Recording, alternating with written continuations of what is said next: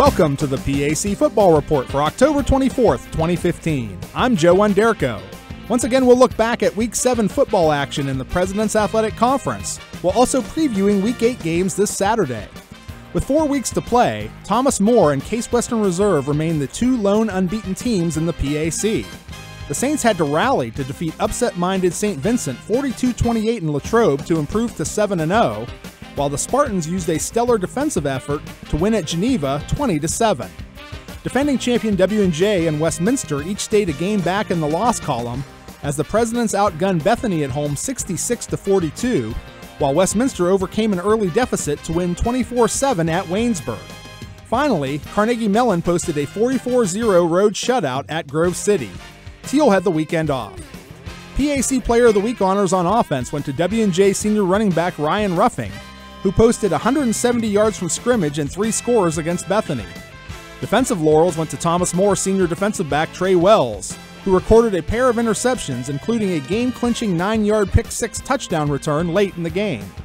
Finally, special teams recognition went to Case Western Reserve sophomore kicker Ben Carniol for connecting on all 4 of his kicks, including a career-long 36-yard field goal at Geneva.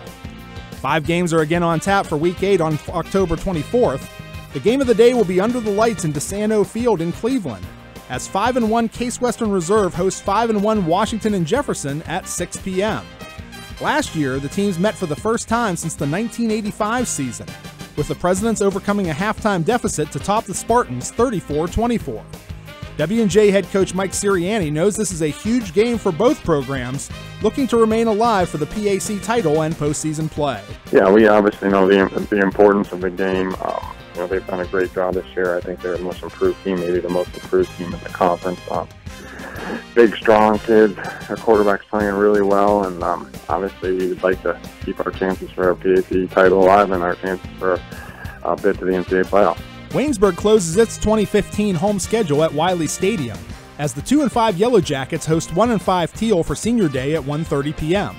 The Jackets have dominated the series against the Tomcats in recent years with 9 straight victories, including a 35-32 nail-biter in Greenville a year ago. Waynesburg head coach Rick Shepas, who was recently honored for becoming the all-time wins leader in the history of the Yellow Jacket football program, was quick to credit others for his success. Yeah, I don't think there's any question, that when awards like that or records like that take place, it's definitely a lot of people involved in it, and most notably the players and the coaches that are involved in this whole process. The one thing that we've been proud of, over the course of the last few years, has been able to maintain that success on the field, to make us a consistent contender in a very tough conference. A pair of teams each looking to snap 3-game skids meet in West Virginia, as 2-5 Bethany hosts 2-4 Geneva at Bison Stadium at 1 p.m. The series has been very competitive in recent years, with the teams splitting the last 4 matchups, including a 42-36 overtime win for the Bison in Beaver Falls in 2014.